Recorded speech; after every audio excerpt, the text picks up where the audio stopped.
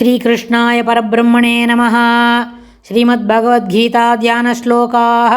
नमोऽस्तु ते व्यासविशालबुद्धे पुल्लारविन्दायतपत्रनेत्र येन त्वया भारततैलपूर्णः प्रज्वालितो ज्ञानमयप्रदीपः प्रपन्नपारिजाताय स्तोत्रवेत्रैकपाणये ज्ञानमुद्राय कृष्णाय गीतामृतदुहे नमः।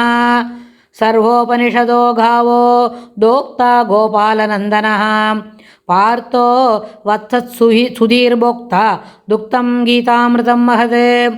वसुदेवसुतं देवं कंसचाणूरमर्दनं देवकी परमानन्दं कृष्णं वन्दे जगद्गुरुम्। அடுத்தது புருஷோத்தம யோகத்தில் 19வது ஸ்லோகம். யோ மாமேவமசம்மூடோ ஜானாதி புருஷோத்தமம் ச சர்வவித் பஜதி மாம் சர்வபாவேன பாரத. யோ மாமேவமசம்மூடோ ஜானாதி புருஷோத்தமம் ச சர்வவித் பஜதி மாம் சர்வபாவேன பாரத. இந்த ஸ்லோகத்தில் பெருமாள் என்ன சொல்கிறாருன்னு கேட்டால், போன ஸ்லோகத்தில் சொன்னார் க்ஷரம் அக்ஷரம் பரம் அபரம் உபதிரஷ்டானமந்தாச்ச அப்படின்னு சொன்னால் பார்ப்பவனுக்கெல்லாம் மேலா நின்று பார்த்து அதனுக்குள்ளே என்ன நடக்கிறது, அங்கே என்ன உண்மையாக நடக்கக்கூடியது எது அப்படின்னு சொன்னால் பெருமாள் எல்லாத்துக்கு மேலேயும் மேலுக்கு மேலே நின்று பார்த்துன்னு இருக்கார் அப்படின்னு சொன்னார் போன ஸ்லோகத்தில். ஆனால் இந்த ஸ்லோகத்தில் என்ன சொல்லிக் கொடுக்கார், பாரத அப்படின்னு அர்ஜுனனை கூப்பிட்டு யஹா எவன் ஏவம் இவ்வாறு அசம்மூடகா மதிமயக்கம் இல்லாதவனாய் புருஷோத்தமம் புருஷோத்தமனாகிய மாம் என்னை ஏதாவது ஸ்ரீமன் நாராயணனை ஜானாதி அறிகின்றானோ அவனுக்கு சர்வவிது அனைத்தும் அறிந்தவனாய் சர்வபாவேன எல்லா பாவங்களிலும் என்னையே பாவித்து மாம் என்னையே பஜதி என்னையே வணங்குவான் அப்படின்னு. ஆனால் பெருமாள் இப்போ ஒரு ஸ்லோகத்துலையும் சொல்லிட்டு வரார் புருஷோத்தமன்னா எப்படின்னு.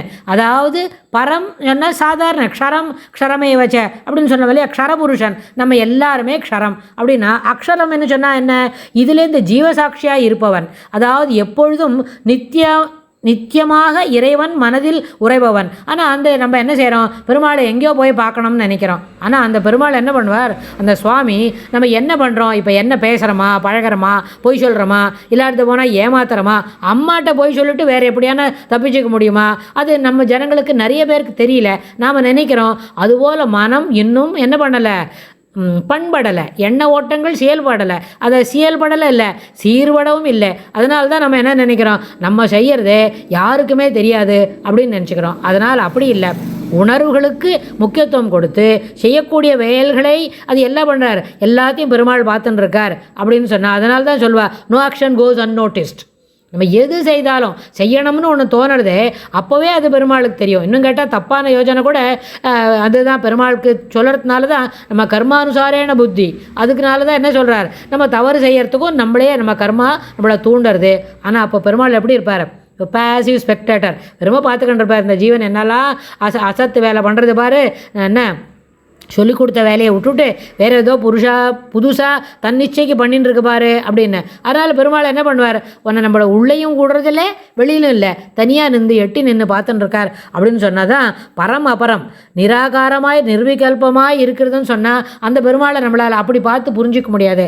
ஆனால் அபரம் என்ன சொன்னால் விகல்பம் முடியாது, அங்கங்கே மாறுதல் உடைக்காது. இன்றைக்கி கிருஷ்ணனா ராமனா அப்புறம் எல்லா இடத்துலையும் பார்க்குறோம்னு சொன்னால் அதுபோல் பெருமாளை எங்கேயும் பார்க்கணும். கறந்த சில இடந்தோறும் இடந்திகள் பொருள் தோறும் பறந்து எங்கும் நிறைந்துள்ளன் அப்படின்னு சொன்னால் அதுபோல் பெருமாளை பார்த்துண்டா என்ன, ஒரு பூவுக்கு வாசனை இருக்குது, யார் கொடுத்தது, நம்ம தான் கொண்டு போய் அதுக்குள்ளே வச்சோமா, இல்லை அதுக்கு இயற்கையாகவே கிடைக்கிறது. அது எப்படி, அது அந்த மண்ணிலேருந்து தான் கிடச்சிது.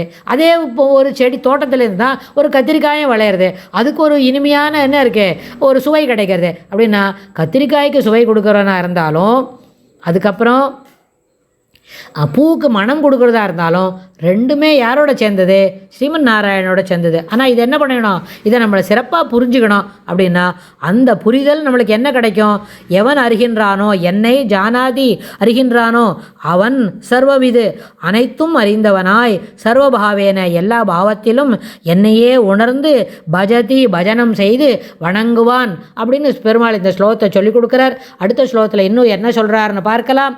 ஸ்ரீகிருஷ்ணாய துப்யம் நமஹ.